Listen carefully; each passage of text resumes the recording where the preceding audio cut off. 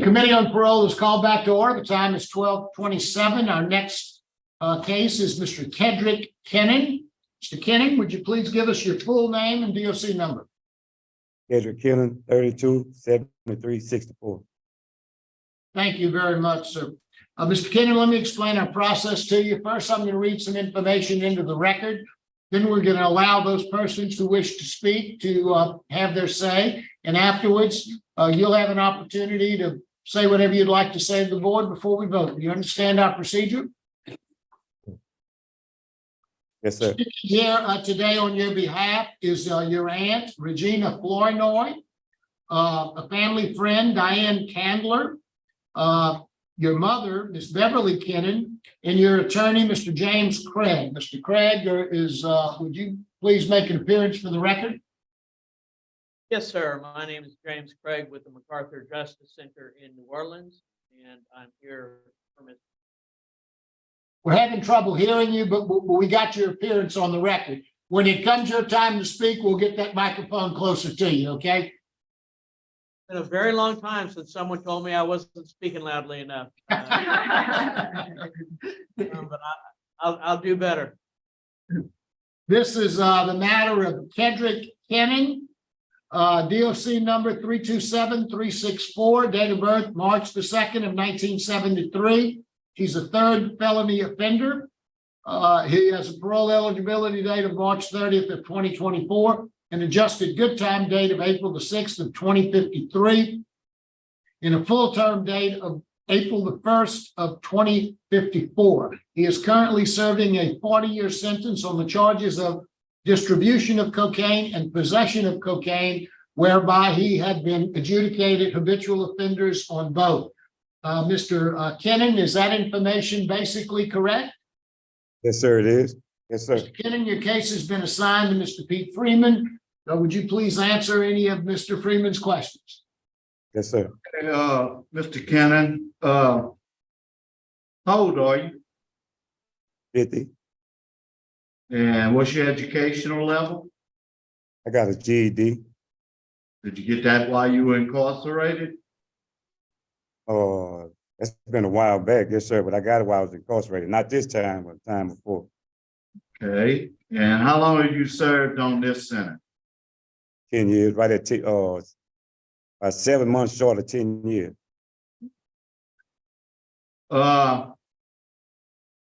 What's the longest time you ever served in prison? 5 years. 5 years before this? Okay. Yes, sir. Yes, sir. You own for this is the distribution of cocaine, you were habitual offender. You were selling cocaine. Why were you dealing cocaine? I can honestly say bad decision making. Looking for an easy way out now that I look back at it. Were you working when you Yes, was sir. Selling cocaine? Yes, sir. I had a job. Yes, sir. Where were you working at? I was working for Gray Wolf Drilling at one time before I went to jail. The next time I was working on a pipeline in Shreveport. Yeah. Both of those are pretty good paying jobs, huh? But you just wanted to live a little bit higher life? Yes, sir. He just hard headed, wasn't ready to grow up at the time. Okay. Why am I supposed to believe you grew up this time? Well, this is what everything's come in play. We got a class up here by the name of Boys to Men. Class teach you all about integrity and transforming. We got a creed that we live by in Boys to Men. It says, when I was a child, I spoke as a child. I understood as a child. I thought as a child. But when I became a man, I put away my childish ways. This is how you become transformed by the renewing of your mind. See, I didn't change, just change. I transformed. When you change, you can always go back to that person. My best epitome, or should I say example, would be Chaphole and the Frog. See, once a tadpole transferred to the frog, he could never go back to being that tadpole. It means I could never go back to being that drug dealer 10 years ago. And I refuse to. Okay, first time I heard that query. Uh, have you ever received any treatment, Mr. Kennon? No, sir. Uh, were you a drug user? Yes, sir, I was. Okay, how old were you when you started using drugs? I had to be 17? about 18, 19, yes, sir. Okay, how often do you use drugs? Occasionally, Would you, occasionally? yes, sir, like if it's an event or something going on, the weekend, just say the weekend. Consider yourself a drug addict? Oh, yes, sir, I do. I do. And I wanted to stay for the record. I did have treatment. I was living in balance, Asian rage. I've been through all that. Okay, okay, I was gonna get to that. I got your classes written down. You have a pretty poor supervision record. You've been revoked 3 different times. Matter of fact, you've never have completed a supervision period. You have law enforcement opposition. Your arrest record, it's not a lot of violence, it's mostly drugs. I mean, it's like drugs has been controlling your life for a long time.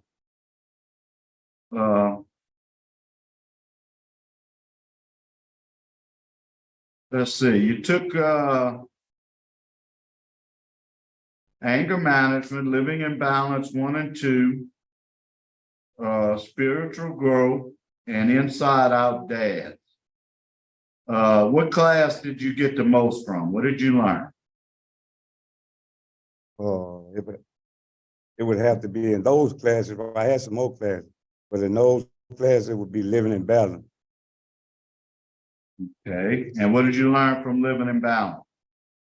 It teaches you how to make wise decisions, how to be a better father, a better person, and make better choices. Also, Okay. teaches you how to break curses, like generational curses, effective communication, stuff of that nature. Okay, I'm looking at some of the other classes you took. You also took a parenting class. You have children? Yes, sir. I got 6. Okay, are you in contact with all of them? Yes, sir. I am. Yes, sir. I miss them at there. Okay, how often do you talk to your children? I say every Sunday. Every Sunday. Okay. You have the boys to men thing down here. Malachi Dad, you took that program also? Yes, sir. I took that in Angola. Okay, and you also took the 12-step program at Angola? Yes, sir. I did. You took the victim impact. What effect you think your crimes have had on the community and yourself and the people that you sold drugs to? When I first got in victim impact, before I took victim impact, I was kind of puzzled, but I was like, I didn't kill nobody or do nobody harm. But I come to realize I got more victims than anybody. Nobody dealing drugs. I wish I could go back to apologize to everybody that I had encountered with for dealing drugs. That's true. I mean, one of these people, they could have died or they could have died since then because of drugs. You have a low risk. You've had 4 write-ups. Looks like most of them occurred from 20 on, which is kind of late in your incarceration. 3 straight for contraband. What was the contraband? Cell phone. Okay, so all of them were cell phone, none of them were drug related? So all was phone. Yes, sir. All were phones. Okay, you couldn't learn your lesson. You wanted that phone, huh? Yes, sir. What is your job at the prison? I'm a yard artist and also a weight power artist. I mow the grass like twice a week and keep the weight power clean. You have any health problems? No, sir. Warden, what can you tell me about Mr. Kennon? Well, Mr. Freeman, as you pointed out, he had a little cell phone problem while he was at Angola. We cured that for him over here, Raymond on the board. He hasn't had a write up since he's been here. And he's taken, I mean, y'all spoke about it. He's taken every class we have to offer just about. You know, he's done a really good job. He's in my Strive program, which is in my honor program. He works. He has a plumbing certificate, masonry. You know, he's done a lot of things to rehabilitate himself and try to prepare himself for society. He says all the right things, and you know, I feel like he's on the right track. So I'm sure your concern is mine, the amount of time that he served on this Senate. But no, I believe he's on the right track. I believe he has a good opportunity to do the right. Okay, Mr. Kennon, if this board had the opportunity to put you into a long-term substance abuse treatment prior to you getting out, would you be accepted to that? Yes, sir. I sure will. Yes, sir. So you do realize you're a drug addict. You told me that before. Yes, sir. I sure do. Yes, sir. What's gonna be your sobriety plan when you get out? How you gonna stay away from them drugs? Work hard, be a law-abiding citizen, church every Sunday, spend a lot of time with my kids, and attend meetings at least once or twice a month. I think you don't need more than once or twice a month, but meetings are good. It's good to have somebody to talk to that's been in your situation before. And where are you gonna work and live? I'm gonna live in Milton, and I'm gonna work at this hot shot company. Like we'll be laying like pads and stuff for the trailer house, moving trailer I house. know. Yeah, I'm familiar with the hot shot job. And who you gonna live with? My mother, Beverly Kennon. I have no further questions, Mr. Chairman. Thank you. No question. All right. Now we'll hear from your supporters. Let's first hear from your aunt, Miss Regina Flournoy. Hello, can you hear me? Yes, ma'am, we can. You please Okay, introduce yourself and tell us what you'd like us to know about your nephew. Okay, I sure will. First of all, I'd like to say thank you for the opportunity to present here today. My name is Regina Flournoy. I'm Keddrick's aunt, known him all my life, all of his life rather.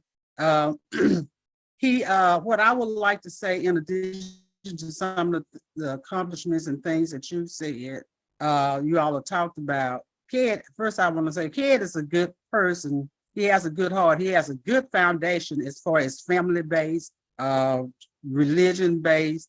He has those things in common. He's made some bad choices, as he's admitted to. One of the things that I live on is that where you are is not necessarily who you are. And I think that Ked has good character traits. He has, like I say, he's made some wrong turns and some wrong choices. But I think with all the things that he's opportunities he's taken while he's been incarcerated, shows that he wants to be a better person, and the person that he is inside of him is what leads him to be able to do those things. He mentioned that he has children. He's in constant contact with his children. And when children are young and they don't have their father's incarcerated, a lot of times they put a stigma on them, and it's hard for them to relate to their parents or to their father, whoever the person is. But these children are loving, and they are loving and caring because Ked ensures that they are and that they stay together as a team.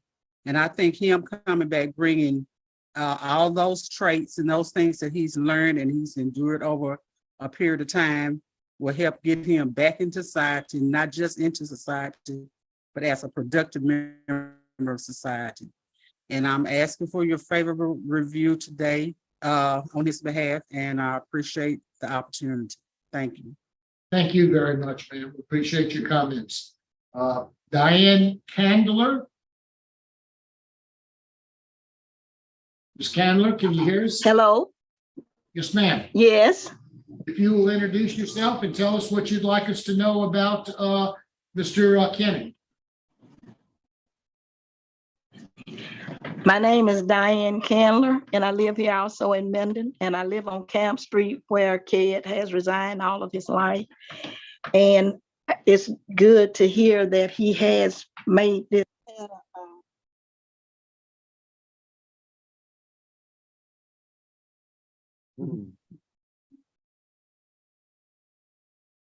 I think we've lost you. Can you hear us?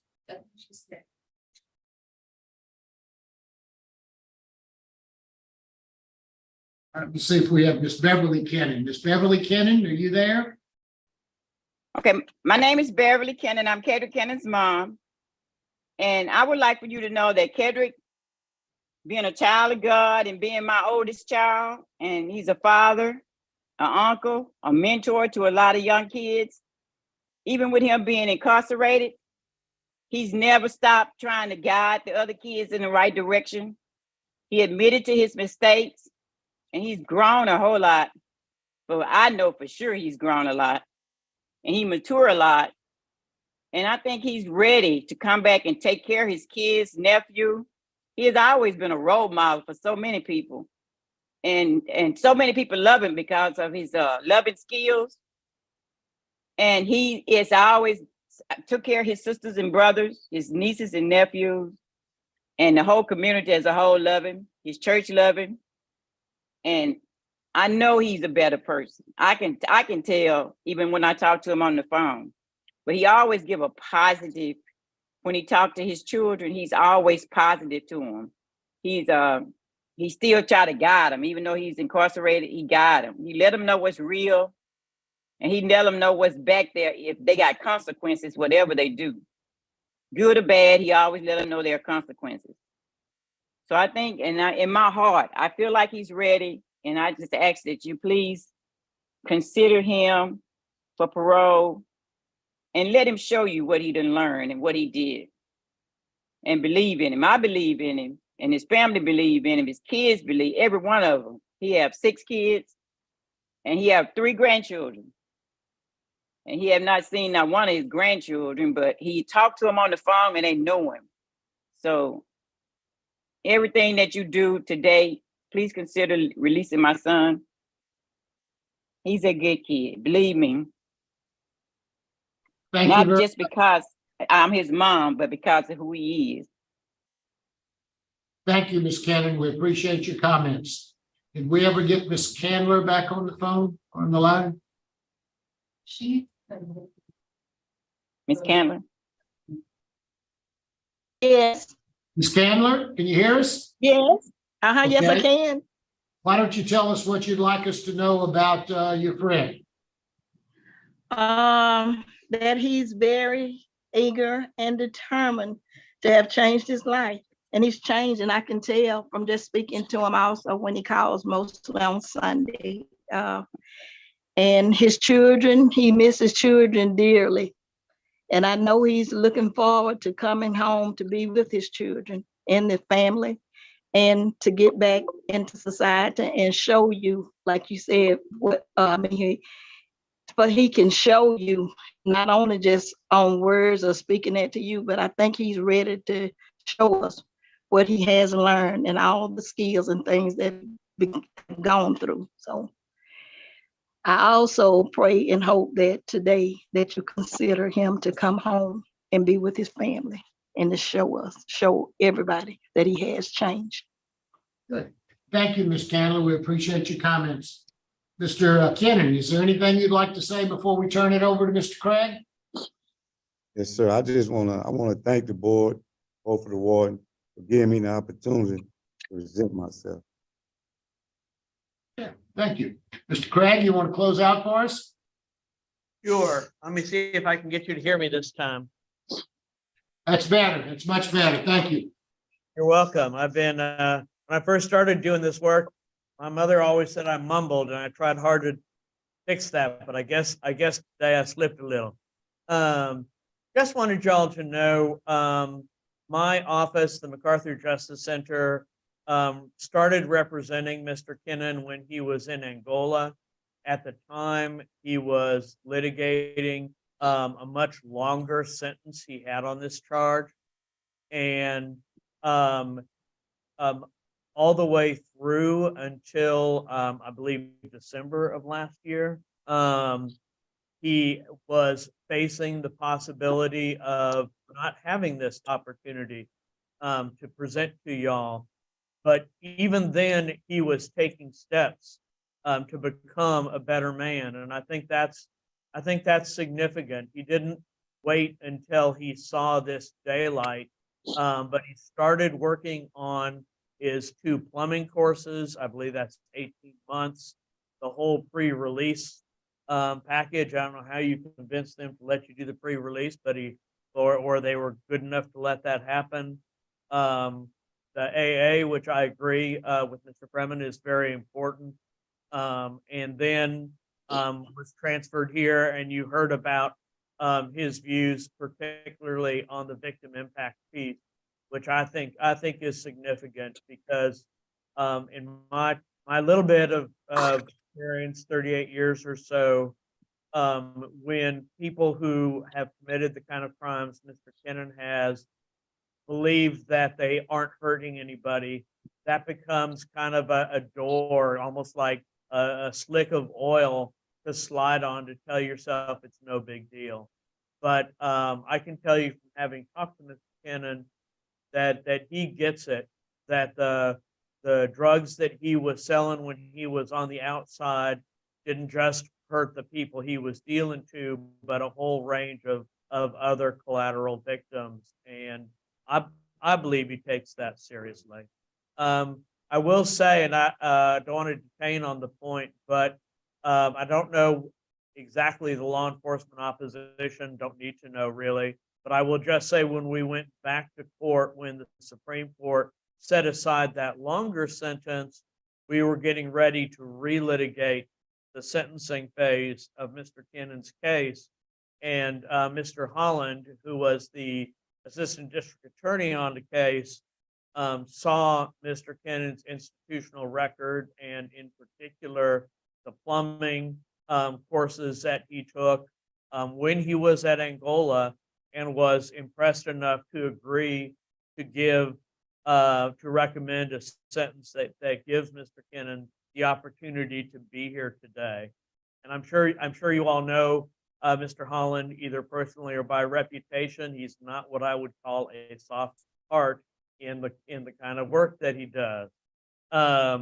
So I would just say, to summarize, that Mr. Kennon has developed work skills, but I think far more important, he has worked on his life skills and a perspective on his life in terms of letting things be hard if they're hard. If you don't have enough money to make it the way you'd like to make it, you just make it happen and take responsibility and recognize and make amends for the harm that you did to people. So I'm very happy to be here with him at Raymond Laborde from New Orleans, and I concur with our supporters and family members that this would be a marvelous opportunity to allow Mr. Kennon to be on release and show us what he can do, and show his community that it is possible to find your way and come out a different man, a better man than when you came in. Thank you all very much for your consideration. We appreciate it very much. That's all. Thank you very much, Mr. Craig. We appreciate your comments. Is the town ready to vote? Mr. Freeman? Okay, Mr. Kennon, you know, you've been very honest today. I think that you have made that corner. I do think you're a drug addict. I do think you need more serious treatment. So my vote today is to grant conditionally upon you completing the Steve Hall program. And once you are complete that program and are let out, I want you to attend 3A meetings a week. As well as follow any recommendations of the Steve Hall program. Yes, sir. Thank you, Mr. Freeman. Ms. Wise? Mr. Kennon, it was a pleasure meeting you today and reading your story of who you was and who you are now. I like what your aunt said, you know, where you are is not necessarily who you are. And you're walking it out, you demonstrated that. So I concur with my colleague, my vote is to grant the positive warden comments. You have a good institutional record, you're a Strive member. You know, you've been doing all the right things for a while. So congratulations to you, and I concur with the special conditions that's been set forth. Best wishes, sir. Thank you. Mr. Kennon, you have 2 votes to grant your parole. I agree with my colleagues. My vote likewise would be to grant conditionally upon your completing a long-term substance abuse treatment program, Steve Hall program. And when you get out, follow all recommendations and attend at least 3 AA meetings per week. Good luck to you, sir. So thank you. You're welcome. Are we done now? One. Oh.